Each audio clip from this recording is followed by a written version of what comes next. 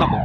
Então, nós continuamos falando sobre energia, né? No fundo, é trabalho, energia cinética e energia potencial. Tudo isso é energia, porque trabalho tem unidade de Joule, energia cinética é Joule, energia potencial também é Joule. Por isso que a gente pode colocar isso tudo com o nome energia, ok?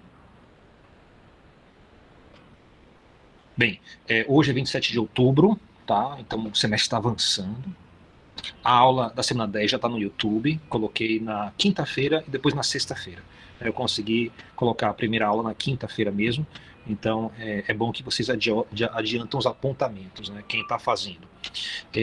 A primeira avaliação, tá, eu devo fazer a devolução na sexta-feira, e aí quem tiver alguma dúvida pode me procurar no atendimento, nas 17 horas, ou na terça-feira às 8 horas. Tá? Então fica 2 atendimentos na semana que vem, né, quer dizer, nessa semana, né, que seria sexta e na próxima terça. Okay? Então, 2 atendimentos nessa semana que começa de quarta até quarta.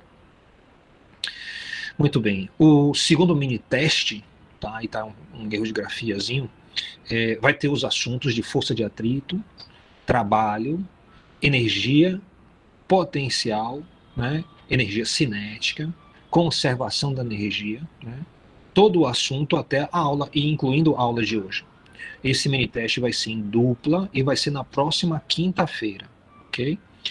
Na aula de hoje, o meu plano é o seguinte: eu vou estar revisitando todo o material da semana passada.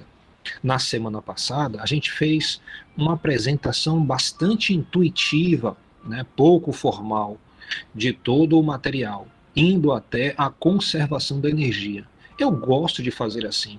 Eu gosto de primeiro que o meu aluno tenha um primeiro contato com o material, sempre de forma intuitiva, né, menos preocupado com a formalização. E em uma segunda passada, a gente olha os detalhes. Então fica interessante porque aí você já fez algum exercício, você já foi exposto ao material, já deu talvez até uma lida no assunto, né? Lembra que você tem que ler os assuntos no livro e cuidado com a prova em dupla. Às vezes o aluno fala, eu vou ficar em dupla com fulano, se eu não ler, ele leu. Então, cuidado, porque o que acontece? Você não sabe quem vai ser sua dupla, e segundo, a dupla em si tem que os dois estarem preparados para poder usar o tempo de forma mais produtiva, tá? Professor, Então, oi, pode falar. eu entendi bem, a gente não vai escolher a dupla? Geralmente eu não coloco, eu já coloco já a dupla porque isso é programado, né? Então, quando eu programo a prova, eu já coloco logo uma pessoa para receber e a indicação de quem vai fazer a prova, a dupla de quem. Isso fica ruim para vocês? Me diga aí. Fica É Rebeca que está falando, péssimo. né? É Ana Paula, Por fica quê? péssimo, Ô, Ana professor. Eu Paula, tô ô, tendo o diga. maior problema agora com o PBL, um povo que não faz porcaria de nada na minha equipe. Não gosto disso, Sim. não. Eu tenho que fazer sozinho, porque fazer com alguém que pode me atrapalhar mais do que me ajudar. Isso sempre é uma possibilidade de você escolher fazer sozinho, tá? Então, vamos fazer o seguinte: eu vou deixar em aberto, tá? A dupla, vocês formam a dupla, eu acho que não vai ter problema. Então, o formulário vai ter lugar para 2 nomes, tá? Então, quem estiver submetendo o formulário vai colocar os 2 nomes e a outra pessoa não submete o formulário, tá? Então fica acertado assim para a gente ter um único formulário respondendo às questões. Tranquilo? Todos de acordo? Alguém tem alguma objeção? Professor, eu só queria falar com o senhor depois da aula sobre essa avaliação, porque eu acho que eu vou trabalhar no dia. Eu fiz escala para trabalhar, aí só até se eu puder fazer antes, se o senhor Tá, permitir. tranquilo. Converse comigo no final, viu? Eu. A gente marca direitinho. Bem, é, vamos lá então. A gente vai ter o nosso itinerário hoje, a gente vai novamente revisitar a definição do trabalho. A gente vai falar sobre trabalho e diferentes caminhos, as forças conservativas. Então, esse aqui já é o movimento para formalizar mais as coisas. Ou seja, a nossa definição de trabalho, que a gente teve na última aula, foi fraca, não foi a definição forte. A definição forte está aqui à direita, ó. Ela envolve um integral. E se envolve um integral, e esse integral quando tem assim DL, isso quer dizer um deslocamento, isso chama-se um integral de linha. Se é um integral de linha, isso depende do caminho que você está escolhendo. Então, a gente vai falar sobre o que acontece quando você escolhe diferentes caminhos para fazer essa conta, né? E qual é a consequência disso. A consequência disso é que algumas forças são conservativas, outras forças não são conservativas. As forças conservativas são tipo força da gravidade, a força de uma mola, essas que a gente tem interesse, que a gente falou da última aula. As forças que não são conservativas são tipo as forças de atrito, tá? E outras forças desse tipo. A gente vai falar sobre trabalho de uma força constante versus variável, ou seja, com a definição da aula passada, eu só conseguia fazer conta do trabalho realizado muitas vezes para a situação onde a força era constante.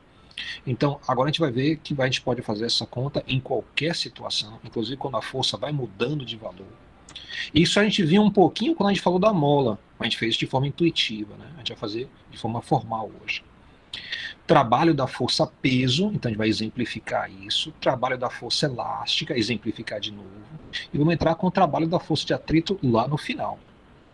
A aula de hoje, ela vai ser nessa modalidade assim, muito de aplicar para uma situação específica. Então, a gente apresenta a ideia e logo em seguida entra com um exercício, um exemplo e vai fazendo. Eu vou deixar também vários exercícios em aberto para vocês estarem fazendo. Naquela ideia, né, de que eu passo o exercício, você faz, aí na aula de amanhã eu posso abordar essas coisas. E na aula no atendimento da sexta e no atendimento da terça-feira, se alguém tiver alguma dúvida, pode trazer, a gente abre as contas direitinho, ok? Mas se a gente vai fazer a resolução aqui com todo mundo junto, acaba que demora muito, não é um bom uso do nosso tempo. Em sala, quando a gente tem mais tempo, aí eu gosto de fazer no quadro, cada um desses exercícios. Então eu proponho e já resolvo, dou tempo para os alunos resolverem. E aí depois que eles resolvem, eu vou resolvendo junto, né? Então a gente tem, o exercício tem A, B, C e D. Então eu proponho para a turma começa a fazer, faz a letra A, aí eu corrijo a letra A, aí faz a letra B, eu corrijo a letra B, assim por diante. É bom, porque aí todo mundo conversa, todo mundo bate papo, troca ideias, tá? Eu espero que esse retorno se dê no próximo semestre já, né? Para a gente, o retorno é às vezes meio complicado, porque os horários dos professores não foram pensados para a situação presencial. Então, vai ter que ter alguma adaptação. Não tanto no superior, mas muito no integrado, né? Então, tem gente que tem aula nos 3 turnos lá no integrado. Okay? Tá bom. Então, vamos adiante. A definição do trabalho. Tá? Então, isso aqui é coisa formal. Tá? O trabalho realizado por uma força F. Quando um objeto é deslocado de uma posição A até uma posição B. Então, eu peguei um objeto, estava em A, puxei até B. Então, eu usei uma força. Eu posso usar uma força constante ou posso usar uma força que vai mudando de acordo com a posição. Então, ela pode começar fraquinha e diminuindo, e aumentando, ou pode começar forte e diminuindo, ou pode ter qualquer tipo de mudança, tá? Então, quando isso acontece, o trabalho, aí eu tenho aqui a letra do trabalho, o W, tá? Os índices de A a B indicam que sai de A e vai para B, então isso já está na ordem, tá? Então é muito importante. O trabalho de A até B vai ser igual a integral, que sai de A e vai até B. Então, isso é um caminho, tá? Então, a força entra como vetor, produto escalar, com um DL, que é um pequeno deslocamento. Então, basicamente, assim, a ideia desse trabalho vai ser a seguinte. Digamos que eu estou na minha sala, estou em pé na minha sala. Aí eu vou sair de uma posição A e vou até uma posição B. Aí eu peguei no chão e peguei vários papéis assim e coloquei um número em cada papel e espalhei no chão, formando uma trilha. Né? Então, muito como aquela situação de Joãozinho e Maria, que vai andando e vai pegando um pedacinho, vai deixando um pedacinho de pão para quem vem atrás poder seguir a trilha. Então, eu deixei essa trilha, mas cada papelzinho é um número. Então, o que eu faço? Eu tô aqui em A, vou até B. Tem a minha trilha que eu formei de papeizinhos, tá? Então, eu dou o primeiro passo, fico ao lado do primeiro papel. Eu pego o primeiro papel, leio o número e boto na minha calculadora. Guardo na memória. Dou outro passo, tá? Aí tem outro número ali. Eu pego aquele número, anoto, guardo na memória somando. Então eu somo ao que eu tinha antes. Por que eu estou fazendo isso? Eu estou pensando, cada passo é um deslocamento. Meu passo é de 1 metro, por exemplo. Então, para 1 metro é o deslocamento, multiplicado pela força, que está escrito no papelzinho, vai me dar um pequeno trabalho realizado para esse primeiro passo. Aí eu somo isso ao meu trabalho, que começou como 0. Do outro passo, meu deslocamento foi mais ou menos 1 metro, meu passo é 1 metro, pego o papelzinho ali, tem um número, multiplico a força que está no papelzinho pelo deslocamento e somo. E vou fazendo isso de forma repetida até chegar no final. Quando eu chegar no final, eu olho na memória da minha calculadora e peço o total. Quanto é que deu o total? Quando a gente faz esse procedimento, então, o total vai ser, por exemplo, deu 253 joules, tá? Então, a unidade de energia é joule, deu 253 joules, ou seja, a soma dos números que estavam nos papeizinhos, que representam a força a cada passo, multiplicado por um passo de 1 metro, tá? Me deu, então, pequenas contribuições para o trabalho, que foram somadas e me deram um resultado de 253 joules ao final. Uma conta que eu faço desse tipo, então, é uma soma de caminho, ou seja, eu fiz uma soma ao longo do caminho. Se você faz pequenos passos, como o DL, então, em vez de dar um passo, né, desse tamanho, eu agora vou dar passos pequenos, digamos de 1 centímetro, então esse vai ser meu DL, meu pequeno deslocamento. Então, claro, eu vou ter muito mais papeizinhos, mas em vez de multiplicar por 1, eu vou multiplicar agora, se eu der um pequeno passo de 1 centímetro, vou multiplicar por 0,01. Então, eu vou fazer a mesma coisa, eu vou ter agora um integral de caminho. Então, em vez de uma soma de caminho, eu agora tenho uma integral de caminho. Isso, para vocês, é muito distante, é muito estranho, porque envolve uma integral, que está aqui, envolve um vetor, outro vetor e um produto entre eles. Você provavelmente na matemática nunca combinou essas coisas. Você estudou em separado. Então, você estudou vetores e sabe o que é um produto escalar. Mas você nunca fez uma integral que dentro dela continha um produto escalar. Isso é diferente. Por que a gente pode fazer isso aqui na física e pode fazer com certa tranquilidade que vai tudo dar certo? Pelo seguinte, o produto escalar, pelo nome, é um escalar. Então, isso vai dar um número aqui, que eu consigo integrar, ou seja, vai me dar uma função. E integral de função, eu sei. Ou seja, se eu conseguir pegar essa expressão e transformar esse produto escalar entre força e deslocamento, que são 2 vetores, e eu transformar isso em uma função, aí fica beleza, porque integral de função vocês estudaram. Ok? Então a gente vai ver vários exemplos onde a gente consegue fazer isso. Lembre que a gente está ciente que alguns de vocês estão vendo a integral junto com o assunto lá no cálculo. Já devem ter visto, né? Pelo menos a introdução. Então a gente vai ter sempre os integrais mais simples aqui. A maioria das nossas integrais vão ser integral de x, dx, integral de x ao quadrado, uma constante, dx, ou então x dx, ou x ao quadrado dx, ou x, vai ser um polinômio, ok? Então, polinômio, a integração é fácil, dá até para a gente fazer através de uma fórmula de integração, como a gente fez, né, no início do curso, e eu coloquei, inclusive, nas avaliações sempre uma equaçãozinha, um formulário, digamos aí, para integração e derivada dos monômios, tá? Então, vale a mesma coisa, vocês já estão acostumados com isso, vai ficar bem tranquilo. Muito bem, então, vamos lá. Como é que a gente faz para tirar esse produto que aparece aqui, ó, escalar? Então, vai fazer o seguinte, olha, quando a gente fala vetor f, o que a gente quer dizer por isso? Está aqui à direita. O vetor f vai ser f de x, o componente x, multiplicado pelo versor i, mais o componente y, multiplicado pelo versor j, mais o componente z, multiplicado pelo versor k. Vocês vão ver que nossas contas, na maioria das vezes, 99,99% das vezes, só inclui componente x e y. A gente não tem tanta necessidade da terceira dimensão. Oficialmente, a terceira dimensão se inaugura, então, na cronologia das físicas 1, 2, 3 e 4, para quem tem toda a gama de física básica, ela se inicia a partir da física 3. Para a gente vai ser a física 2, tá? Onde aparece o magnetismo. Então, é o magnetismo que traz a necessidade de você fazer as coisas em 3D. Todo o resto, tudo que vem antes do magnetismo, pode ser feito em 2D e está bem feito.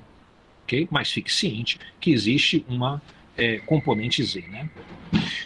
Aí aparece também o vetor dl. Então, quem é o vetor dl? O vetor dl vai ser o dx multiplicado pelo o versor de i, mais dy multiplicado pelo versor de j, mais dz multiplicado pelo versor de k. Então, como é que fica aí o produto escalar entre a força e o deslocamento? A gente faz assim. Produto escalar sempre pega a componente x de um vetor, multiplica pela componente x do outro vetor. Então vai ficar f de x multiplicado por dx, primeiro termo. Somado com o segundo termo. Então vai ser f de y multiplicado com dy e vai dar então meu segundo termo. Por último, f de z multiplicado por dz, eu vou ter o terceiro termo. Se eu somar essas três coisas aqui, eu vou ter feito o produto escalar. Então, eu já tenho como me livrar dos vetores aqui e passar para funções quando eu faço essa substituição. Outra forma de fazer isso, também muito prática, tá? Vem lá da geometria analítica. Na geometria analítica você deve ter provado que o produto escalar entre a força e o deslocamento também tem outra forma de calcular, que é o módulo do primeiro vezes o módulo do segundo, vezes o cosseno do ângulo entre os dois. A gente vai ver que dá para a gente usar essa forma de calcular muitas vezes, então a gente não vai precisar lançar mão dessa outra forma. Vai ter outras situações onde eu vou ter que fazer conforme a definição colocada aqui logo no início. Ok? Vamos ver então adiante. Muito bem, então se você tem, então, produto escalar entre a força e o deslocamento, que vai ser f de x dx, mais f de y dy, mais f de dz, o que acontece? Se você tem um deslocamento, ou tem uma força, digamos assim, uma força, que só tem componente x, isso quer dizer que o componente y e o componente z são zeros, né? E aí o trabalho vai reduzir para f de x dx. Olhe, repare como eu escrevi isso. Eu escrevi assim, ó, DW. DW, pra gente, W é trabalho. Quando vem com o D na frente, né, lá no cálculo, o pessoal fala de infinitesimal, essas coisas chiques assim. Como a gente não precisa tanto nessa linguagem, a gente pensa muito assim. O DW é um pequeno trabalho. Então, sempre que eu boto D na frente, quer dizer, pequeno trabalho, vai ser o componente x multiplicado por um pequeno deslocamento em x. Tá? Se a minha força tiver somente o componente y, então um pequeno trabalho vai ser igual a componente y multiplicado pelo dy. E se há apenas... aqui está errado. Deixa eu consertar aqui. Vai ter que ficar errado mesmo. Depois eu vou fazer uma edição aqui. Então, repare só. Se você tem uma força que tem componente x e y, então desprezem aqui que é só y. Eu tenho x e y. Eu vou ter o seguinte. O trabalho vai ser... Pequeno trabalho vai ser f de x dx mais f de y dy. Quando eu portar para o YouTube, eu vou estar corrigindo isso aqui, tá certo?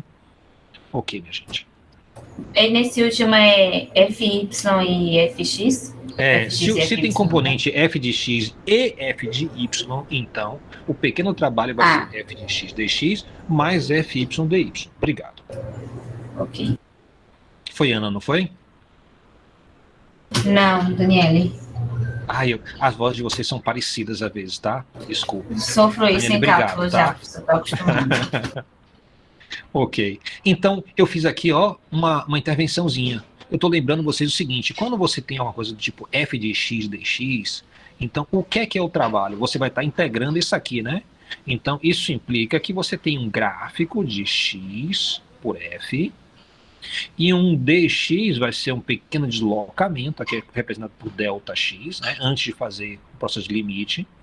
E aí você vai ter, ó, essa base multiplicada pela altura, que vai ser o próprio f de x para aquela posição, e você vai somar, obtendo a área abaixo da curva. Então isso aqui é a definição do integral, ou seja, quando eu tenho a integral do trabalho pelo deslocamento, eu tenho que sempre no fundo da minha mente lá lembrar que eu estou falando da área abaixo do gráfico de força por deslocamento. Às vezes, eu posso até calcular essa área explicitamente se eu tiver o gráfico.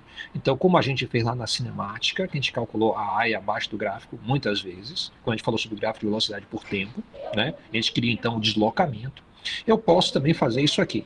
Então, às vezes, o gráfico permite que a área seja um triângulo, ou seja um trapézio, ou seja um retângulo. E aí eu sei fazer essa conta sem precisar lançar a mão no integral. Então, lembre sempre, se a gente gosta de ter uma noção intuitiva da física, né, da aplicação da física, eu tenho que lembrar que eu posso aproximar a área abaixo do gráfico, ou às vezes até calcular exatamente pela geometria. Né? Ô, professor, Oi. A inclinação da reta desse gráfico daí indica o quê? Excelente pergunta. Isso é meu aluno. Então, é isso que eu venho instigando vocês. A cada vez você está pensando o que é que a inclinação dá para você, assim por diante. Acontece que a inclinação e a área. Acontece que a inclinação nesse gráfico não tem muito significado. A inclinação teria unidade de Newton por metro, desculpe, Newton por metro, Então, Newton por metro, para a gente, é meio estranho, a não ser que você fale da mola. Então, no caso da mola, a constante elástica lhe dá Newton por metro. Okay? Então, não é tão usual eu interpretar a declividade nesse gráfico. Mas vai ter outro gráfico ainda nessa aula, no final, onde a declividade vai ser importante. Mas excelente pergunta. Toda vez que você vê um assunto novo, aparecer um gráfico, você pergunta, primeiro, qual é a unidade da área, qual é a unidade da declividade? E segundo, isso interpreta como? Como é que isso impacta o meu assunto? Ok? Então, excelente abordagem. Muito bem, então vamos lá. Considere o deslocamento de um barquinho de brinquedo com velocidade constante da posição A até a posição C. Já passou aí para vocês? Agora sim. Tá bom. Então vou começar a ler de novo. Exemplo. Considere o deslocamento de um barquinho de brinquedo com velocidade constante, saindo da posição A até a posição C. Então ele vai sair daqui e ele vai até a posição C. Ou seja, o que eu estou vendo aqui à direita é um mapa. Tá? Então eu tenho uma bússolazinha aqui indicando o norte, ok? O barquinho está navegando no oceano e a posição A está bem aqui no lado esquerdo, né, embaixo, e a posição C está do lado direito em cima. A distância horizontal de 32 metros e a distância vertical de 32 metros definem a posição de C em relação a A. Então, se eu for 32 metros para a direita, 32 metros para cima, eu chego em C. Então, o barquinho é impulsionado por um vento que sopra constante do oeste para o leste, exercendo uma força FV sobre o barco. Então, a força aqui, ou seja, tem algum vento soprando aqui e exerce uma força para a direita do barco, né? De acordo com a bússolazinha, seria na direção leste, né? Do oeste para o leste.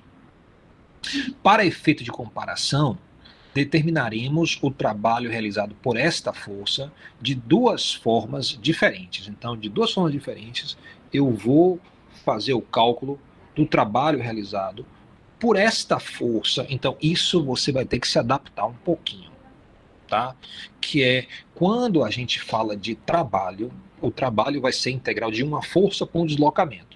Então, quando eu substituo naquele integral uma força, tipo a força do vento, isso quer dizer que eu estou interpretando toda a situação física na perspectiva da força do vento. Quer ver que isso é verdadeiro? Nessa questão mesmo, ele diz para você que o barquinho anda com velocidade constante de A até C. Isso quer dizer que quando isso é comum, né? Quando você tem um vento, o barco anda a uma certa velocidade constante, se o vento mantiver. E a gente está acostumado lá da cinemática, na situação de não tem atrito, não tem arrasto, não tem nada, que você aplica uma força e a velocidade vai aumentando, aumentando, aumentando sem parar. E aqui é diferente. A gente vai estar falando sobre o trabalho desta força neste deslocamento. Ah, mas você fala, mas tem a força de arrasto da água. É verdade. É ela que está mantendo o barco com velocidade constante. Ou seja, a força do vento empurra, a água resiste, né? E aí o que acontece? O barco acha uma velocidade constante. Okay? Mas esse assunto já é diferente do que a gente fez antes. Então lembre que eu falei que você tem várias descrições da física que são equivalentes, você tem a cinemática, depois você tem todas as leis de Newton e por fim você tem a descrição de energia. Acontece que eu disse a vocês que a descrição de energia, todas as descrições são equivalentes, né? Mas a descrição de energia é mais poderosa, ou seja, a gente consegue fazer mais com menos. Então isso já é reflexo disso, tá? Então, vamos resolver essa questão. A gente vai fazer de duas formas diferentes. Primeira forma, tá? Eu tenho um barquinho aí, ele está indo de A para C, então eu vou propor resolver esse integral aqui. Eu preciso resolver esse integral sempre, a gente vai ver que se você tem uma força que é constante, dá um resultado que você já sabe qual é, que você vai poder já pular e não fazer o integral. Mas, como a gente está fazendo as coisas mais formais, agora eu vou mostrar como é que a gente resolve esse integral para essa situação. Ok? Muito bem. Então eu tenho a força escalar o deslocamento. Então a gente vai usar a definição lá da geometria analítica e eu vou me livrar dessa parte vetorial, ó, de vetor força do vento escalar deslocamento, e eu passei então para módulo da força, módulo do deslocamento, cosseno do ângulo. Sempre que eu faço isso, o próximo passo é o seguinte, perguntar o que é constante e pode ser colocado em evidência do integral. Então, quais desses símbolos aqui, a força do vento em módulo, deslocamento, ou o cosseno do ângulo, pode ser colocado em evidência nesse integral para esse problema? Quem arrisca aí? A força do vento, que a gente tem. Força do vento, tranquilo. E o que mais? O deslocamento de 32 metros. Cuidado, e que esse deslocamento aqui está como sendo DL, então ele não é 32 metros, ele é um pequeno passo. Então, cuidado, porque isso é comum a gente tentar fazer isso, porque a gente está longe da matemática, a gente está na física, né? Então a gente se distancia do conteúdo. Mas imagine que lá na matemática você estivesse fazendo a conta da integral de 5 multiplicado por dx, tá? Então, você perguntou o que eu posso colocar em evidência, você pode colocar o 5 em evidência no integral, fica a integral de dx. Mas você nunca pode colocar o dx em evidência, porque dx ali está só marcando o lugar, lembrando a você que a sua integral é em x. Então, ele não é um ente matemático que você pode colocar fora do integral. Ele é, na verdade, o argumento de integração. Ok? Então, o dl nunca vai ser colocado em evidência. Então, vamos lá. Coloquei a força em evidência, coloquei o cosseno do ângulo, agora ficou a integral, ó, a integral do dl de A até C. Note que esse dl é em módulo, tá? O sinal está sendo administrado pelo cosseno. A força é em módulo e o deslocamento em módulo. Quando eu tenho a integral de dx, é x. Quando eu tenho a integral de dy, é y. Então, a integral de dl, né, vai ser o L próprio. Então, eu posso já fazer essa conta logo. Então, a gente já sabia, porque foi a nossa definição da última aula, que o trabalho de A a C, quando a força é constante, é o módulo da força multiplicado pelo deslocamento vezes o cosseno do ângulo entre os dois. Onde é que está esse ângulo? Então, lembre, no produto escalar é assim, ó, módulo do primeiro, módulo do segundo, cosseno do ângulo entre os dois. Então, esse aqui não é um θ qualquer. Esse θ sempre é o ângulo entre os dois vetores. Aqui, por coincidência, o vetor força está na direção x, né, na direção positiva do eixo x. Mas não é necessário isso, ela pode estar em qualquer direção. E o θ aqui não vai ser o mesmo θ lá da decomposição de vetores, tá? Então, a física tem um pouquinho esse problema que a gente usa muitos símbolos para situações diferentes. Então, você tem que ficar atento ao contexto. Tá? Então, produto escalar sempre é módulo primeiro, módulo segundo, cosseno do ângulo entre os dois. Então, se você falar sempre assim, você se acostuma, e aí na hora da avaliação, fazer uma questão, ou então usar esse conteúdo lá nas profissionalizantes, isso vem rapidinho. Ok. Então, a gente pode agora estar substituindo. Ok? Então, se eu vou substituir os valores, eu vou ter o seguinte, ó, lembre que o ângulo aqui é 45 graus. Ok? Como é que a gente sabe disso? Sabe o seguinte, ó, se eu fizer um triângulo aqui, retângulo, tá? Ele vai ter base de 32, altura de 32. Quando os dois catetos são iguais, o ângulo, tá, entre a hipotenusa e o cateto horizontal, ou a hipotenusa e o cateto vertical, vai ser sempre 45 graus. Ou seja, quando eu tenho os dois catetos de igual valor, eu sei que eu tenho um daqueles clássicos triângulos na geometria chamada de 45, 90, 45. Eu vou precisar do cosseno de 45. O cosseno de 45 é raiz de 2 sobre 2. E eu vou precisar também do deslocamento, ó, L de A até C. Então, se eu sei que aqui é 32 metros, eu sei que aqui é 32 metros, usando Pitágoras, eu consigo mostrar que a hipotenusa vai ser raiz de 2, que multiplica 32 metros. Aqui tem um erro de grafiazinho, ver se eu conserto isso aqui. Não tem essa vírgulazinha aqui não, esse aqui dá para consertar na boa. Muito bem, então eu tenho raiz de 2 vezes 32 metros, ou seja, quando eu tenho um triângulo 45, 90, 45, os dois catetos são iguais, a hipotenusa sempre vai ser raiz de 2 vezes o cateto. Então eu estou pronto para fazer as substituições, eu já sei tudo. A força do vento é 6 newtons, tá? O deslocamento de A até C é a raiz de 2 vezes 32 metros, e eu preciso do cosseno de 45, que eu sei que é a raiz de 2 sobre 2.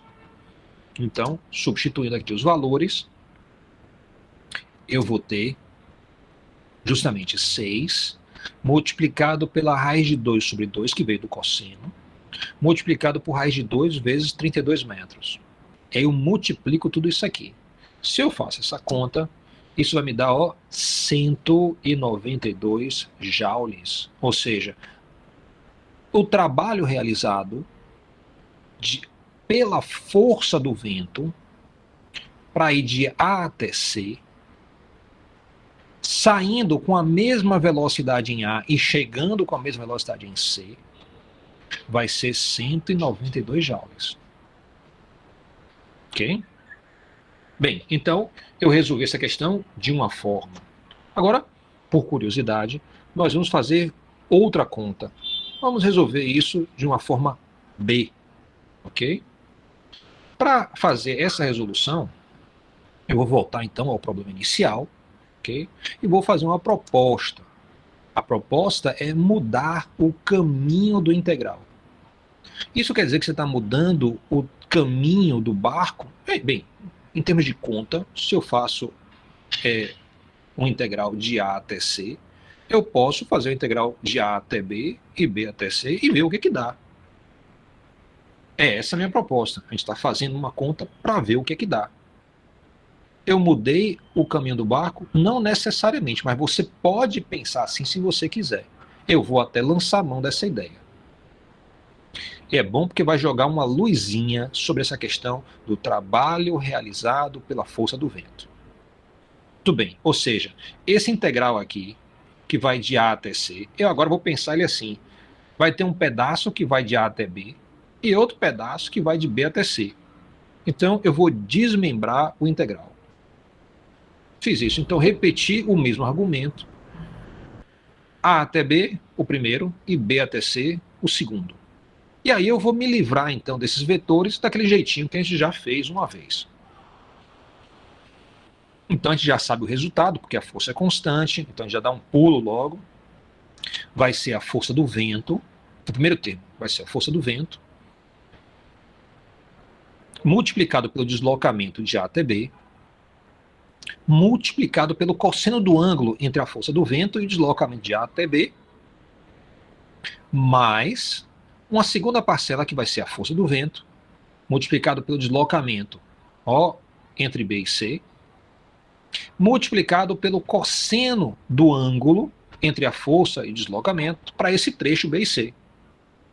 Então, vamos ver como é que isso fica. Primeiro, eu coloquei aqui, ó, a força do vento para o trecho A e B e repeti a força do vento para o trecho B e C. Você vê que nos dois casos ela aponta para a direita, como é esperado. O deslocamento agora é diferente.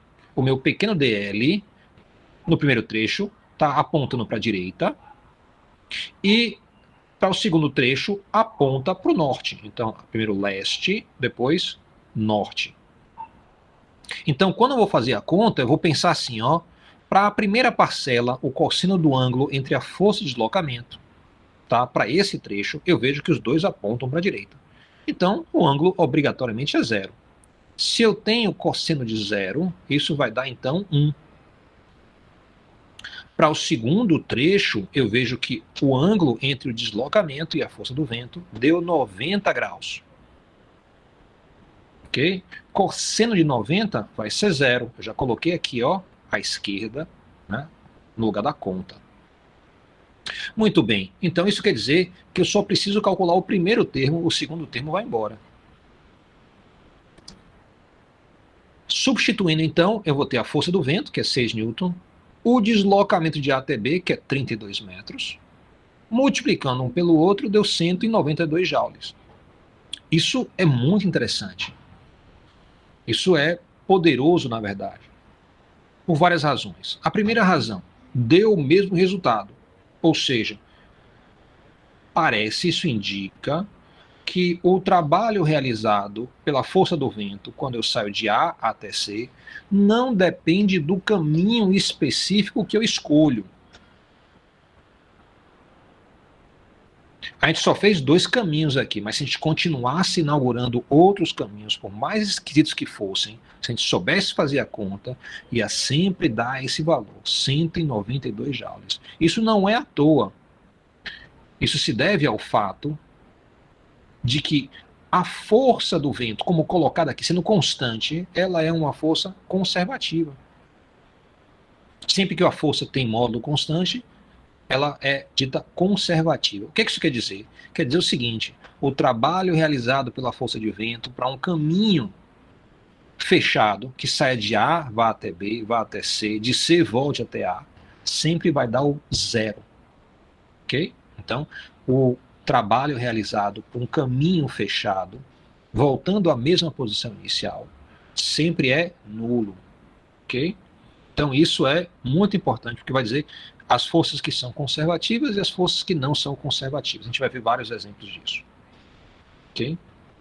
Bem, como é que isso fica? Olha aqui.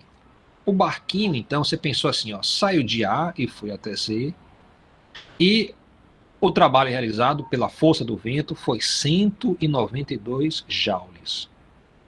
Mas, se você saísse de A e fosse até B, o trabalho realizado também seria 192 joules. E o trabalho realizado para o trecho B até C seria 0 joules. Isso pode ser que inicialmente lhe incomode. Você vai perguntar assim, tudo bem, eu entendi. Energia, tá, foi aplicada ao barco e permitiu que ele saísse de A e fosse direto para C. Tranquilo. Também estou tranquilo com apliquei energia no barco, ele foi de A até B. E eu estou tranquilo que esses dois valores podem ser iguais. Mas eu acho esquisito que ir de B até C me custe 0 joules. Né? Você já conseguiu algum lanche de graça? Né? Lanche de graça só se tiver um grande amigão aí para dar um lanche de graça. Geralmente você racha a conta com a pessoa. Ou seja, na natureza, né, não existe lanche de graça. Ou seja, você não consegue levar um barco de B até C sem gastar alguma energia. Então, como é que a gente explica esse resultado? Eu falei para vocês, vocês vão ter que se adaptar um pouquinho a essa questão da perspectiva. Ou seja, a gente falou que existem outras forças aí, provavelmente, para ir de B até C no segundo caminho. O marinheiro usou um motorzinho de polpa. Mas eu estou fazendo a minha conta na perspectiva da força do vento. Então, o que é que isso me diz? Me diz o seguinte, olha, o vento ajudou ir de A até C direto. O vento ajudou ir de A até B. Mas de B até C, ele não contribuiu nada, ou seja, foi alguma outra força que eu utilizei. Mas na perspectiva da força do vento, dá o mesmo valor para os dois caminhos. Eu posso usar isso como uma vantagem para mim.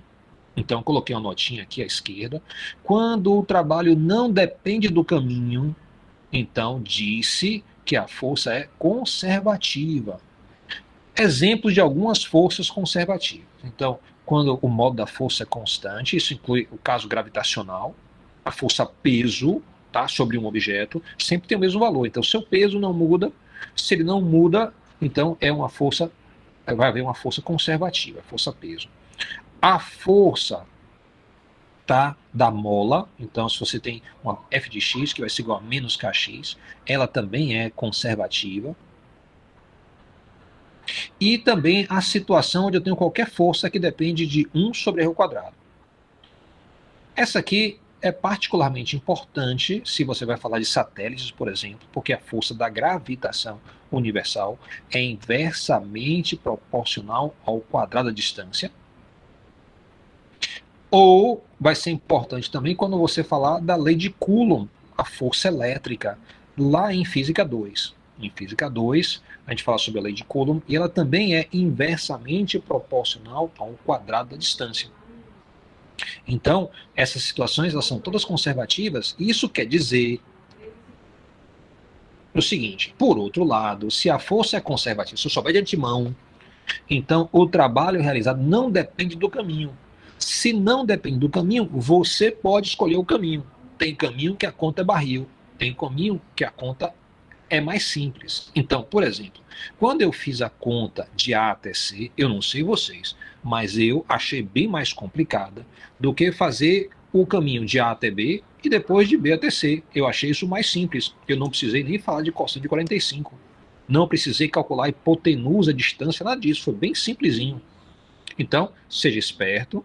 Quando você souber que a força é conservativa, e a maioria dos casos que a gente tratar aqui, quando fala de força gravitacional, força, peso, ou falar sobre a força elástica, você sabe que não depende do caminho, você pode escolher o caminho que você queira, vai dar tudo certo.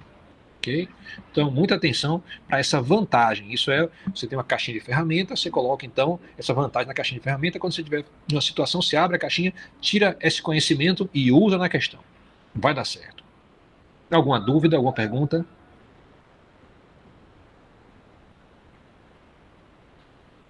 Muito bem. Então, vamos adiante. Trabalho, ok? A gente continua com essa ideia de trabalho. À esquerda a gente tem definição, eu não vou ler ela de novo, porque a gente já leu uma vez. Agora, exemplo, à direita. Veja como fica no caso de um objeto livre e no caso onde eu tenho uma força constante. O que é um objeto livre? Um objeto livre é que não está na influência de algum tipo de força elástica, não está na influência de um campo gravitacional, não está na influência de nenhuma dessas coisas, nenhuma desses campos de energia potencial, nada disso, ele está livre. Então, uma situação livre é um foguete que está lá no espaço, bem distante da Terra. Então, eu tenho um foguetinho aí, ele está na posição A, e ele quer fazer o seguinte, tá? Ele está apontado para a direção de B, então ele vai ligar o foguete dele para produzir uma força sobre o foguetinho, que ele vai queimar esse combustível, ele vai ligar o foguete para todo o trajeto de A até B.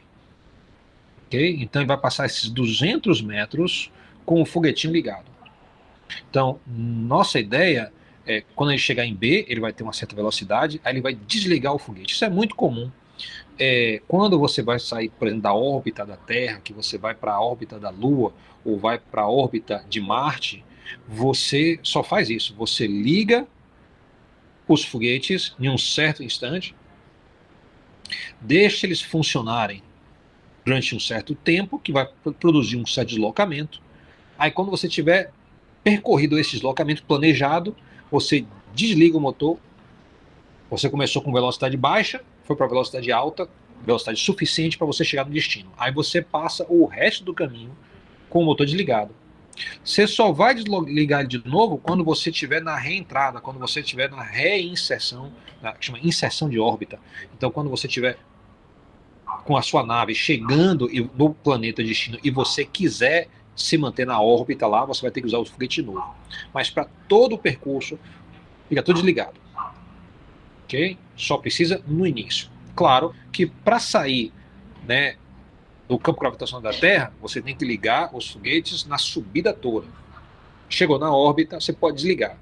Para você sair da sua órbita para ir para a órbita de outro astro, aí você liga de novo, tá? É uma queima controlada por um certo tempo que corresponde a uma certa distância, você desliga e vai-se embora. Nesse caso aqui, eu botei um sistema de coordenadas para dizer o seguinte: esse foguetinho inicialmente está parado em relação ao meu sistema de coordenadas. Eu vou então fazer a queima aqui de combustível, tá? Liguei o foguete, isso vai fazer com que minha navezinha comece a se deslocar. No meio do caminho, eu vou parar para analisar aqui o que está acontecendo. Ela vai com o foguinho ligado até o ponto B. Chega lá, eu desligo. Mas aqui eu já tenho condição de fazer a minha conta. Como a força é constante, foi dito no enunciado, o trabalho de A até B vai ser a força, aqui não é do vento, não, então ventinho, não tem esse V.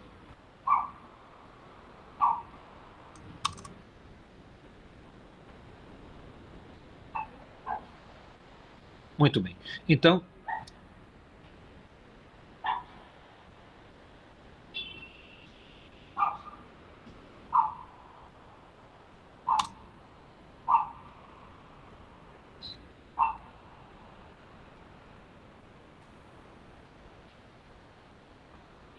um instantinho. Isso foi barbeiragem minha.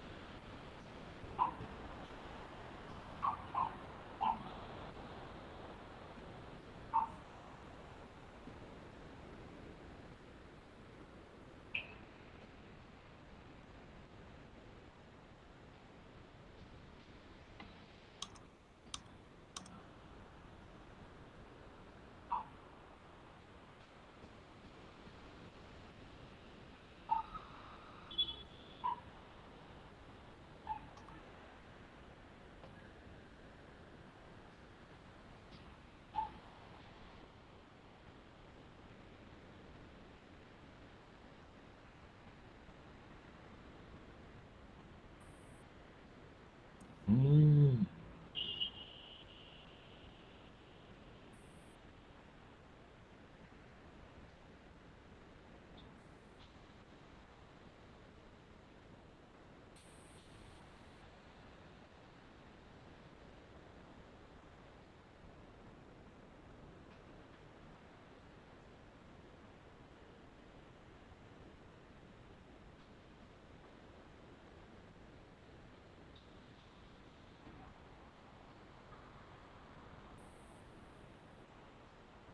Bem, eu desisto. Depois eu corrijo.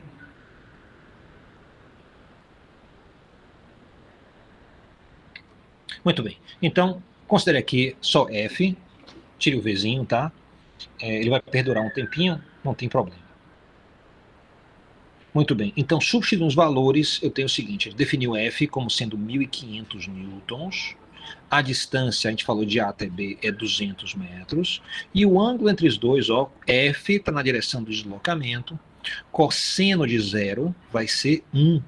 Então, essa conta vai ficar muito simples, né? Vai dar 3 vezes 10 a quinta joules.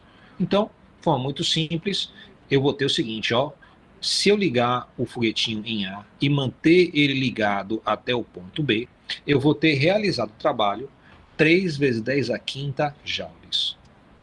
Ok? Então, vou guardar esse valor. E vou dizer o seguinte, ó, lembre que o Teorema Trabalho-Energia diz que o trabalho realizado corresponde a uma variação de energia cinética. Então, a gente adotou o K como sendo o símbolo para a energia cinética, ou seja, a variação de energia cinética entre A e B vai ser de 3 vezes 10 a quinta joules. Ok? Então, ele tinha energia cinética 0. Eu realizei trabalho usando o foguetinho sobre o veículo para a distância de A até B. Quando ele passa em B, ele agora tem energia cinética. Ok? Então, justamente o que eu queria. Se eu sei a variação da energia cinética e eu souber a massa do veículo, digamos 500 quilos, posso dizer o seguinte, ó, se a espaçonave possui uma massa de 500 quilos, qual a velocidade em B? Ok? Então,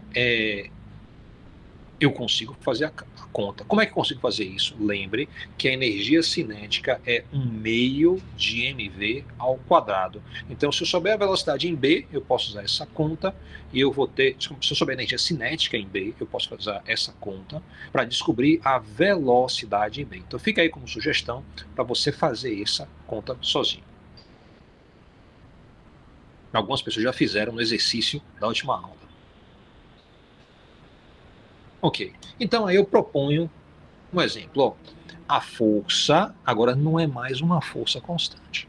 Eu tenho uma partícula livre, sem nenhuma energia potencial de nenhum tipo. Tá? Isso quer dizer o quê? Quer dizer que qualquer trabalho realizado sobre uma partícula livre vai se tornar variação de energia cinética. Ou seja, todo o trabalho realizado vai virar energia cinética. Aí eu tenho a força F é igual a... Aqui não é constante, vai ser igual a 3x ao quadrado Newton multiplicado pelo versor I mais 4 newtons vezes o versor J, com x em metros. Essa força age sobre uma partícula, mudando apenas a energia cinética da partícula. Qual o trabalho realizado sobre a partícula quando ela se desloca das coordenadas 2 metros, 3 metros, ou seja, o valor de x, 2 metros, o valor de y, 3 metros, para o novo ponto de coordenada, 3 metros em x e 0 metros em y. Você pode, então, fazer um caminho, uma linha reta entre esses dois pontos. E pergunta também, a velocidade da partícula aumenta, diminui ou permanece a mesma? Tá? Então, eu vou deixar para vocês resolverem, mas eu vou já orientar como deve ser feito isso. Note que nosso objetivo é resolver este integral aqui. Para resolver esse integral, eu vejo que a integral vai de A até B. Então eu percebo que o primeiro ponto definido é o A, o segundo ponto definido é B.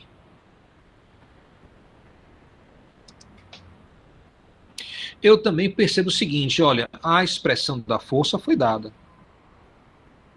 Eu vou precisar substituir no lugar de F a forma vetorial para poder fazer o produto escalar com o dl.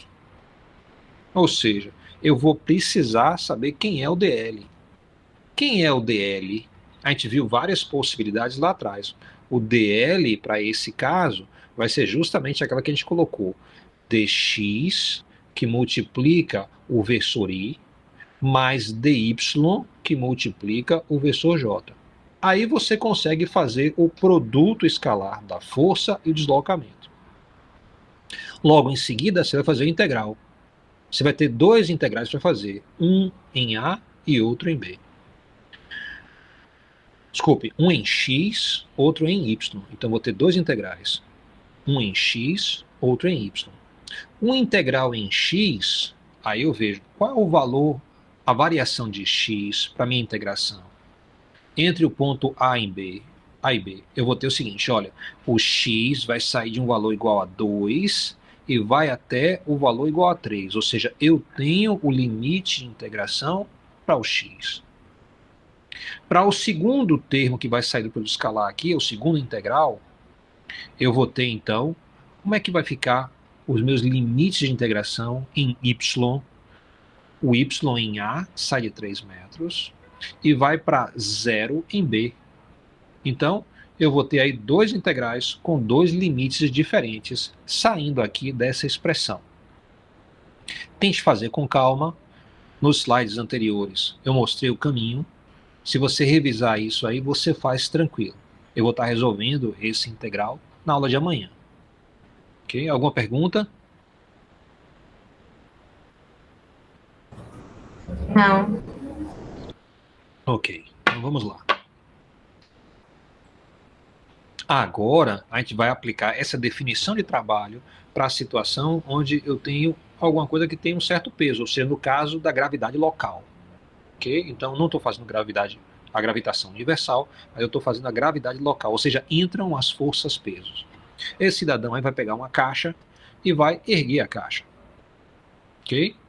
Então, eu quero justamente fazer o cálculo do trabalho realizado. Note que a massa da caixa está colocada aí como sendo 15 quilos. E a altura que ele ergueu a caixa foi de 60 centímetros. Então, eu quero calcular o trabalho realizado. Bem,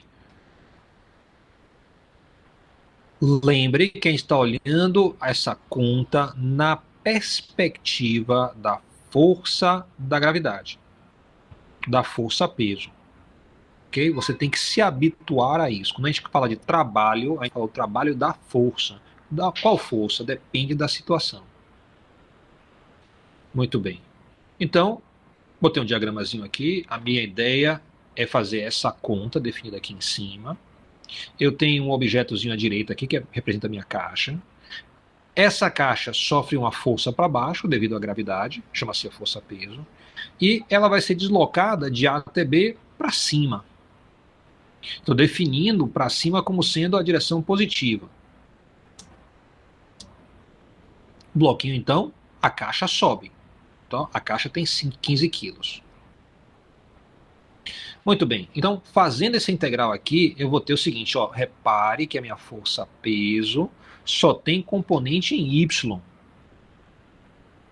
Então, quando eu faço o produto escalar daqueles três termos, um em dx, um em dy, um em dz, o único que sobrevive é o de dy. Os outros são zero, porque não tem deslocamento nesse sentido. Então, eu já simplifiquei bastante a força-peso escalar o deslocamento. Vai ser o componente y dy. E agora é uma função, eu consigo fazer esse integral. A força-peso, o componente y, nós conhecemos, é a massa vezes a gravidade com um sinal negativo para dizer para baixo. Ok? Então eu tenho menos mg, a integral de a até b de dy. Olha, a integral de dy é o próprio y, avaliado de a até b vai ser o y em b subtraído do y em a. Então posso substituir aqui os valores, fica bem tranquilo. Até no ensino médio a gente já viu isso, que o trabalho da força gravitacional local é igual a menos mg vezes a variação na altura. Lá no ensino médio, a gente viu isso como H, então a gente viu muitas vezes como mgh. Lembre aqui que esse negativo aparece porque a gente está olhando na perspectiva da força-peso. Então isso é diferente do que foi visto lá no ensino médio. O negativo aqui indica que o movimento não é espontâneo, ou seja, essa caixa ela não sai de A e vai para B espontaneamente, porque ela está indo contra a força da gravidade, ou seja, não foi a força da gravidade, né, que contribuiu para esse movimento, ela foi vencida, né? Mas mesmo assim a gente consegue calcular o trabalho realizado por ela e vai dar um valor negativo. Eu posso então substituir os meus valores que a gente combinou lá no início. A massa é 15 quilos, a gravidade é 9,8 e a variação de YA para YB foi mais 0,6 porque está subindo. Vai dar então um valor de menos 88,2 joules. O menos aí só indica que a caixa não vai sozinho subir, nada sobe sozinho, precisa de uma assistência. Tá? Se estivesse descendo, aí ia dar, aí todo santo ajuda, ia dar um valor positivo. Okay? Então, muito cuidado com essa interpretação de trabalho positivo e negativo, como sendo uma situação de movimento espontâneo ou não. Ok, Coloquei o valor ali em cima e lembro o seguinte, que o teorema trabalho e energia diz que, né, quando uma caixa está parada no chão e ergue e está parada lá em cima, aí o trabalho realizado, diferente do exemplo anterior, que era a situação livre, né, vai virar energia potencial. E quando vira energia potencial, muda de sinal, ou seja, o trabalho realizado de A até B vai corresponder a uma variação de energia potencial dessa caixa. Ou seja, quando ela estava embaixo, ela tinha pouca energia potencial. Quando ela vai para cima, ela tem muita energia potencial. Tá? Então, eu mudo o sinal do trabalho e eu tenho energia potencial. Mudei o sinal do trabalho, ficou, ó, a energia potencial virou positiva, ou seja, isso me diz que a minha caixa ganhou energia potencial. Isso é muito intuitivo, né? Qualquer coisa que você bote em cima vai ter mais energia potencial. O que é que isso quer dizer? Isso quer dizer que se a caixa cai, então essa energia potencial pode ser convertida para energia cinética. Ok? Então, se ela cai, a caixa cai, você vai transformar essa energia potencial que foi armazenada para o trabalho em energia cinética na queda. Vai se espatifar no chão.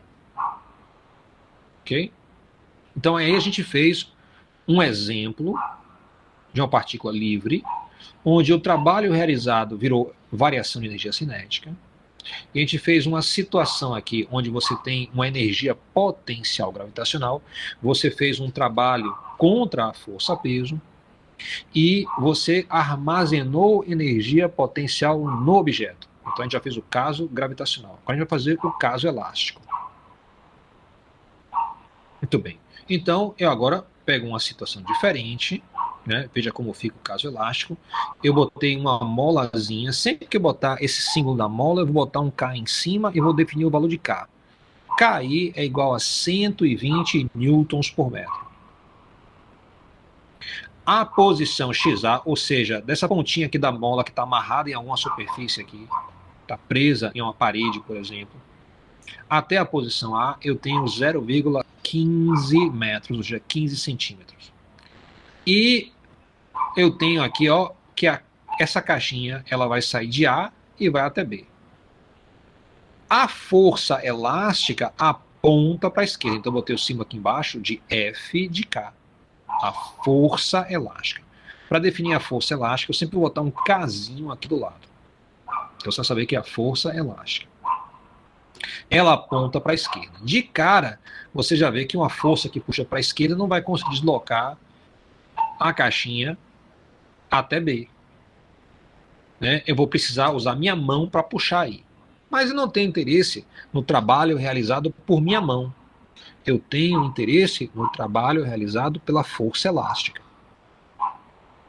Então, isso é muito parecido com lá nas leis de Newton, que a gente adotava a ideia de sistema. Ok?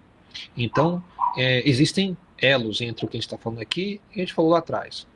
Então, eu estou fazendo a minha conta na perspectiva da força elástica. Eu vou fazer essa conta aqui da esquerda. Lembre, tá, que a força elástica, pelo menos em módulo, é K vezes o valor de X. Ok? Então, se eu faço essa conta aqui, para essas duas posições, eu vou ver o seguinte. No primeiro caso, eu tenho 120 newtons por metro como uma constante elástica, multiplicado pela minha deformação aí, que é de 15 centímetros. Né? E no caso B, eu tenho a mesma constante elástica, que é a mesma mola, mas a mola vai estar mais esticada. Tá? Então, se eu fizer a conta, eu vejo que a força elástica tem um valor quando está em A, que é 18 newtons, já tem outro valor quando chega em B. Isso já me indica que conforme eu vou puxando essa caixinha para a direita, eu vou cada vez encontrar mais resistência da força elástica. Ou seja, a força elástica vai mudar conforme a posição, repare. Observe que a força não é constante.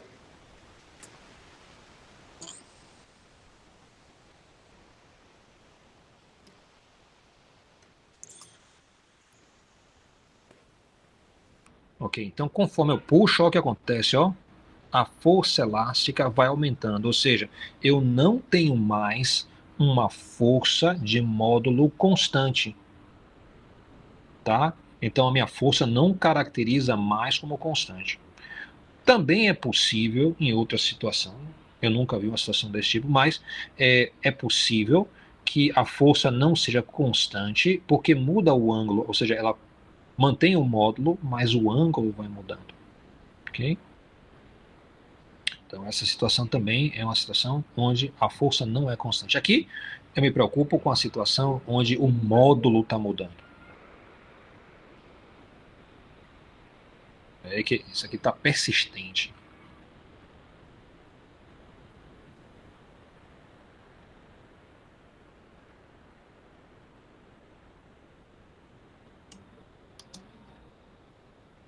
Então eu quero fazer essa conta, eu proponho aqui, ó, o trabalho de A até B vai ser a integral de A até B, de f de k, escalar o deslocamento. Se eu faço aquele produto, tá? Eu vou fazer o produto escalar, eu vou ter f de k escalar o deslocamento. Note que eu vou ter o seguinte, eu até me antecipei aqui, mas tudo bem, vai ficar menos fkx dx. Eu vou precisar fazer uma alteraçãozinha aqui.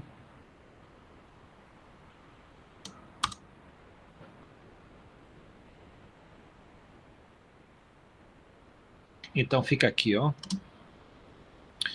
O trabalho realizado vai ser integral de f de k escalar dl. Se eu fizer aquele produto escalar lá no início, como não tem deslocamento em y, não tem deslocamento em z, só tem deslocamento em x, o meu resultado é f de kx dx. Ok? Mas f de kx vai ser a força em módulo vezes o cosseno do ângulo que ela forma com eixo x positivo. Então, ó, se você reparar, o cosseno do ângulo dela aqui o ângulo dela é 180 graus, que aponta para a direita. Então, meu f de kx vai ter um valor negativo, tá? Vai ser igual a menos k vezes x. Se eu substituo aqui menos k vezes x, eu posso colocar o menos em evidência, posso colocar o k em evidência e fica simplesmente a integral de x dx. Professor, A integral de... Oi, pode falar. pode repetir, que eu não entendi essa partinha. Sim. Tá. Então, repare só. Eu começo aqui com o produto escalar, f de k escalar dl. Confere? Confere. Tá. Eu tenho duas formas de fazer essa conta. Vamos olhar as duas, porque vai dar o mesmo resultado. Eu posso dizer, o produto escalar é o módulo do primeiro, vezes o módulo do segundo, vezes o cosseno do ângulo entre os dois. Tranquilo? Tranquilo. Olha o desenho aqui. DL está para a direita, a força elástica está para a esquerda. Qual vai ser o ângulo entre esses dois vetores de f de k e o dl? Eles estão no mesmo sentido da... Estão na mesma direção, que é horizontal, mas um aponta para a esquerda, que é o vetor Um azul, anula o outro, o então. outro para a direita. Então, isso quer dizer que o ângulo, não anula o outro, mas o ângulo entre os dois tem que ser 180 graus. Confere? Confere. Ok. Então, eu vou ter módulo primeiro, módulo segundo, cosseno do ângulo entre os dois. O ângulo é 180. Então, quando eu fizer cosseno de 180, vai aparecer um sinal menos. Ok? Ok. Alternativamente, eu posso fazer o produto escalar conforme a definição, né? Então, eu posso dizer f de k x dx mais f de k y dy mais f de k z dz.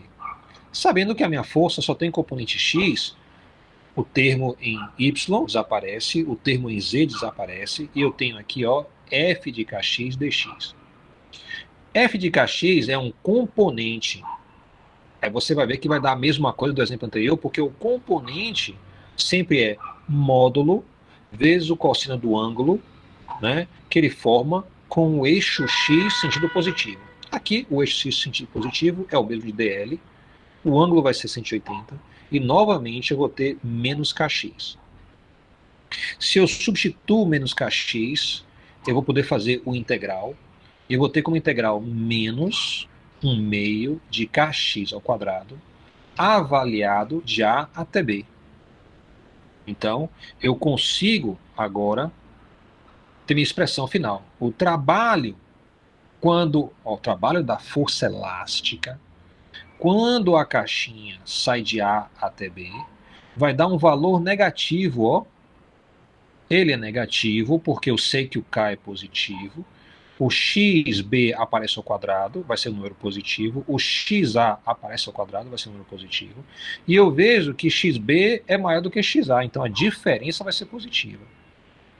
Logo, esse sinal aqui está mandando na situação. Ele está dizendo que o trabalho é negativo. O que é que isso quer dizer?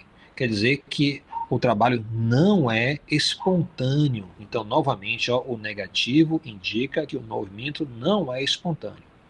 Se eu fizesse essa mesma conta, com um bloquinho saindo de B e indo para A, tá? Aí o deslocamento mudaria de sentido. E aí o meu trabalho seria positivo.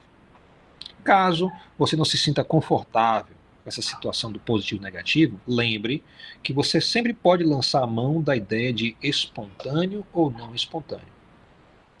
Se um movimento é espontâneo, isso quer dizer que a força, de fato, é responsável pelo movimento. Tá? Ela está contribuindo para a variação ou da energia cinética ou da energia potencial. Então, se ele é espontâneo, o trabalho vai ser positivo. Se por acaso essa força está sendo vencida, como no caso aí de puxar o bloquinho de A até B, aí eu vejo que o trabalho vai ser negativo, indicando que não é espontâneo. Então, caso você não esteja confortável com o positivo e negativo, você sempre ao final pode arbitrar. Você pode dizer assim, essa situação é espontânea ou não? Aí você vai saber o sinal do trabalho. Substituindo os valores, então, eu vou ter o seguinte. Ó, o K é 120 newtons por metro. XB, lembre que era 25 centímetros. O XA era 15 centímetros. Fazendo essa conta aí, eu vou ter como resultado menos 2,4 joules. Ok? Lembrando a questão do teorema trabalho-energia potencial, eu sei que se eu mudar o sinal do trabalho, eu vou ter a variação da energia potencial. Então, eu simplesmente mudei o sinal do trabalho e tenho uma variação de energia potencial positiva. O que é que isso quer dizer? Então, sempre a cada passo, se pergunte. E o que é que isso quer dizer? Quer dizer o seguinte, que quando eu tenho a mola tá a sua extensão natural em A, eu pego e puxo até B, eu realizo o trabalho e essa massa agora tem mais energia potencial. Eu sempre lembro daquela videocassetada onde aparece, por exemplo, uma moça que tem um elástico e essa moça tem um cachorro também. Na ponta do elástico tem um brinquedo preso. O cachorro morde o brinquedo e começa a puxar. Puxa, e ela, em vez de soltar o elástico, segura no elástico. Em um certo momento, ela fala com o cachorro, tipo, não faça isso, e o cachorro, feliz em ouvir a voz dela, abre a boca. Né? Quando faz isso, tem um efeito Badog. O objeto que estava na boca do cachorro sai com velocidade cada vez maior em direção à moça, que invariavelmente toma uma pancada. Ok? Uma videocassetada clássica essa. Então, isso quer dizer que quando o cachorro puxa, tá? Então, o elástico está realizando um trabalho negativo, está sendo vencido pelo cachorro. E ao ser vencido, o objeto na ponta do elástico tem uma certa energia potencial. Se você solta esse objeto, ele consegue transformar essa energia potencial em energia cinética. E aí a moça acaba tomando a pancada. Ok? Então, lembre, uma energia potencial tá indicando que existe uma energia guardada no objeto que pode se transformar em movimento, em energia cinética. É por isso que a gente fez aquelas duas tabelas, tá? Para ficar bem claro que quando um objeto cai, ele transforma energia potencial em energia cinética, e quando você tem uma mola estendida, que você solta o objeto, tá? Ele vai transformar energia potencial elástica em energia cinética. Muito bem, aí eu vou deixar um exemplo, tem um exemplo gravitacional, deixa eu voltar para ele, que foi justamente ele que estava na posição errada e estava me causando aquela dificuldade. Deixa eu mostrar ele aqui, e aí você pode guardar o exemplo da energia potencial. Por favor, tire uma foto aí da tela, tá? Esse aqui fica um exemplo que eu vou resolver no atendimento, ou na sexta ou na terça-feira.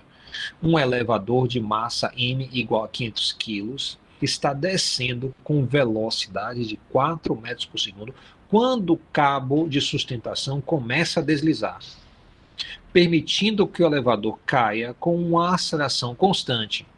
A aceleração é igual a 1/5 da aceleração da gravidade.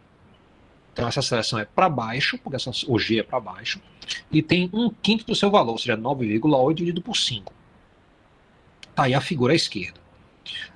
Pergunta A.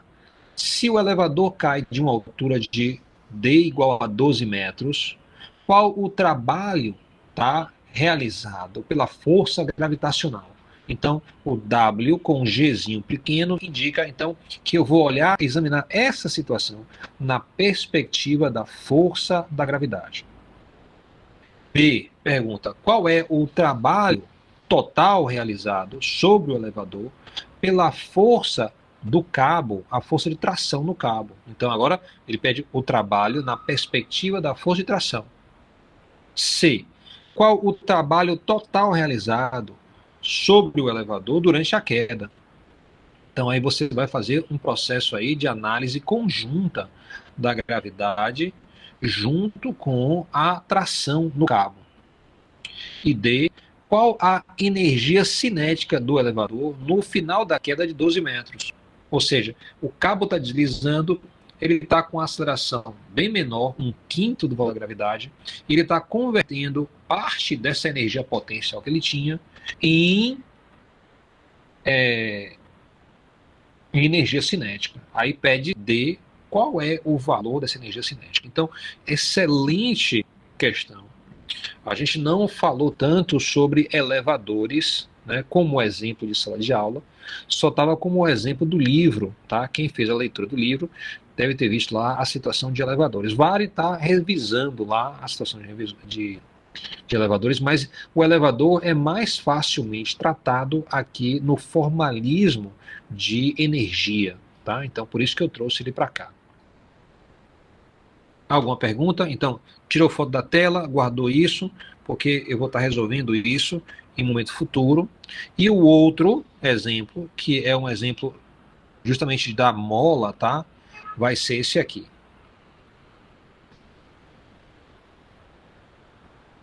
Professor, o senhor falou que o atendimento será amanhã ou então na sexta-feira? Vai ser amanhã às 17 horas. Vou botar uma nota lá no mural para todo mundo estar guardando isso. Então, amanhã terá aula?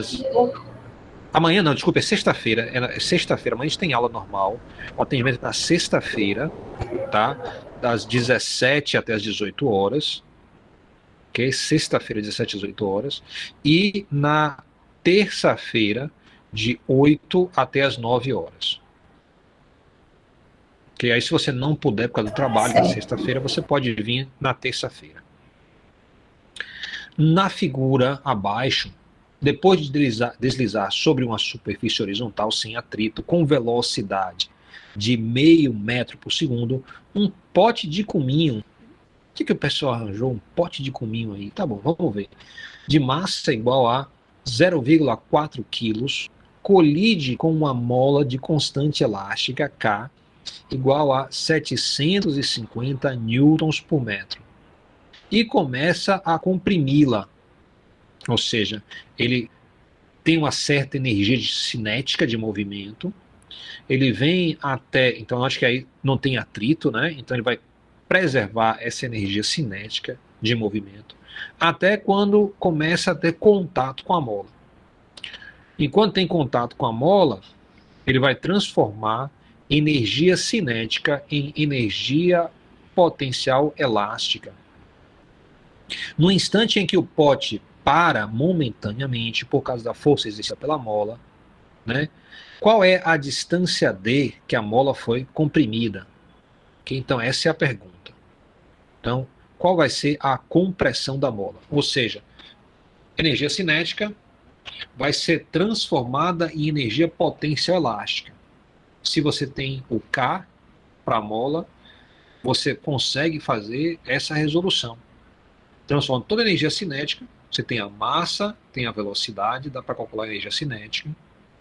Aí você iguala isso à energia potencial elástica, e aí você faz a conta, né, para qual vai ser a distância de repouso aí, quando o objeto vai parar momentaneamente. Ele para momentaneamente porque tá aqui a mola. O objeto vem e vai comprimir a mola. Depois, então ele vai comprimindo até que ele para. Depois a mola começa a devolver, né, até a sua extensão, até ela ficar totalmente estendida, e aí o objeto volta. Se não tem atrito, né, então o que é que vai acontecer? Ele vai voltar com a mesma quantidade de energia cinética. Claro, a gente tem a capacidade de resolver essa questão com atrito também. Então, vai ficar aí a proposta da gente resolver essa questão também com atrito. É para lá que a gente está caminhando. A gente já fez força gravitacional, já fez força elástica, daqui a pouco a gente vai mencionar a força de atrito. Muito bem, então tá aí. Quando a gente fala de força e energia potencial, a gente está entendendo o seguinte, olha, você tem uma força, você realiza trabalho sobre essa força, ou na verdade, uma dessas forças que realiza trabalho, então força, eu tenho quais as possibilidades? O peso, a força peso, seria a força da gravidade local, a força elástica, a força gravitacional. Quando eu falo de gravitação universal, a gente não vê isso, a gente não dá enfoque na força gravitacional universal nesse curso. Porque para vocês, na área da engenharia, inicialmente, não vai ser muito importante a situação de órbita. Ok? Então isso é para quem vai trabalhar com satélite, quem vai trabalhar com lançamento, né, de foguete. Não é nosso caso. Okay? Mas você poderia usar a expressão para força gravitacional para substituir no F e calcular o trabalho. Ou seja, eu tenho a força peso, que a gente já fez, a força elástica, a força da gravitação universal, a força elétrica e magnética, também conhecida como força eletromagnética. A gente poderia usar a força nuclear fraca e a força nuclear forte. Tá? A gente vai concentrar só nos primeiros dois. Observe o seguinte. Todas as forças que estão marcadas aqui com asteriscos são conhecidas como forças fundamentais da natureza. Só existem 4 forças fundamentais na natureza. Todas as outras forças podem ser reduzidas a estas 4 forças. Aí você fala, olha, e a força peso? Ela é fundamental? Não, não é. Ela pode ser reduzida para qual força? Você pode usar a expressão para a gravitação, a força da gravitação universal, para também calcular a força-peso. Então, a força-peso é simplesmente a gravitação universal aproximada para a superfície do planeta. E a força elástica, como é que eu poderia fazer isso? Olha, a força elástica depende das características elásticas da mola. As características elásticas da mola são determinadas pelo material que é feito e pela forma que tem. O material ele é feito de átomos e moléculas, ou seja, existem forças entre os átomos e moléculas. Vão dar origem a essa força elástica, ou seja, a força elástica pode ser reduzida a uma força eletromagnética. Assim como, por exemplo, a força de atrito, que eu nem coloquei aqui por uma razão muito específica. A força de atrito não está associada a uma energia potencial, então não cabe nessa lista.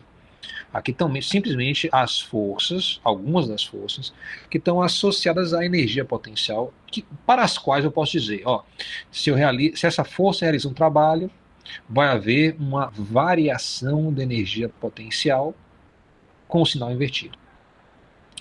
Essas situações para a gente são quais? A que a gente trabalhou, a peso e a elástica. Eu não vou fazer as outras. No livro, você pode achar uma questão ou outra que faça uma dessas outras forças. Não é meu interesse. Meu interesse é a peso e a elástica.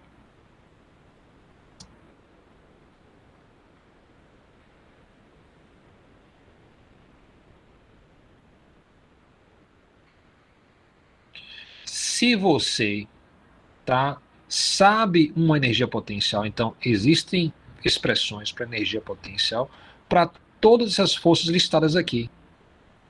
Se eu souber qual ela é, eu posso fazer o seguinte, eu posso tirar uma derivada em relação a L, mudar o sinal e eu vou ter o componente L. L aqui está na posição de X, de Y ou de Z.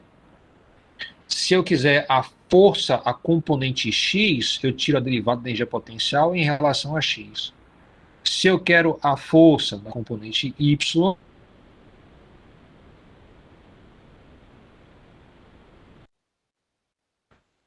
ok? Então, toda vez que eu tenho uma operação de ida por integral, eu tenho uma operação de volta por derivada. Oi. Pode repetir um pouco a explicação que travou para mim aqui. Tranquilo. Obrigado aí por estar sinalizando isso. É importante, que às vezes quando trava para um, trava para todos. Eu estou dizendo aqui o seguinte, olha, nesse meu slide aqui, tá, eu estou falando sobre força e energia potencial. Eu listei à esquerda todas as forças que a gente conhece, assim, que tem uma energia potencial associada. Para essas forças, eu consigo dizer o seguinte, se eu souber a força, eu consigo calcular o trabalho. Se eu souber o trabalho, eu mudo o sinal e eu tenho uma variação da energia potencial. Mas toda vez que eu vou dar força para a energia potencial, tá, eu vou por uma integral. Então eu tenho uma integral de ida. A operação oposta à integração é a derivada. Então isto quer dizer que eu consigo voltar da descrição de energia potencial para a descrição de força, fazendo uma derivada. Então isso aqui está me dizendo aqui embaixo, olha, a componente L da força é obtida tirando a derivada da energia potencial em relação a L. L aí pode ser X, pode ser Y ou pode ser Z. Então, eu posso dizer o componente X é igual a menos a derivada da energia potencial em relação a X. O componente Y é igual a menos a derivada da energia potencial em relação a Y, assim por diante. Dado que eu mude o sinal. Ok? Então, eu tenho uma operação de ida de integral, tenho a operação de volta como derivada. Bem, em geral, então, resumindo aqui as nossas ideias de hoje e da aula passada, a gente pode dizer o seguinte, olha, se você tem uma força, você consegue calcular o trabalho. O trabalho sobre um objeto vai levar a uma variação de energia, que pode ser de 3 tipos. Pode dar uma variação de energia cinética, no caso de uma partícula livre, onde não há um potencial na região, ou pode levar a uma situação de variação de energia potencial. Ou, como no exemplo que a gente viu, que eu coloquei para vocês do elevador, pode levar a uma combinação de variação de energia cinética e variação de energia potencial. Sempre listo aqui embaixo as situações para as quais eu tenho o que a gente chama de campo de potencial. Isso acontece na gravitação local, que a gente pensa como peso. Tem energia potencial elástica, tem energia potencial dos outros também, que não são de tanto interesse para mim. E tem uma última situação. O trabalho pode ser de uma força dissipativa. Quais são as forças dissipativas? São o atrito, quando eu tenho uma superfície, né, em contato com a outra, arrastando em relação à outra. Tá? Pode ser, nesse caso, só pode ser o atrito cinético, né, porque tem que ter o movimento. Tem o deslocamento. Né? O trabalho é força por deslocamento. Sem deslocamento, não tem trabalho. Então, obrigatoriamente, eu estou falando de atrito cinético.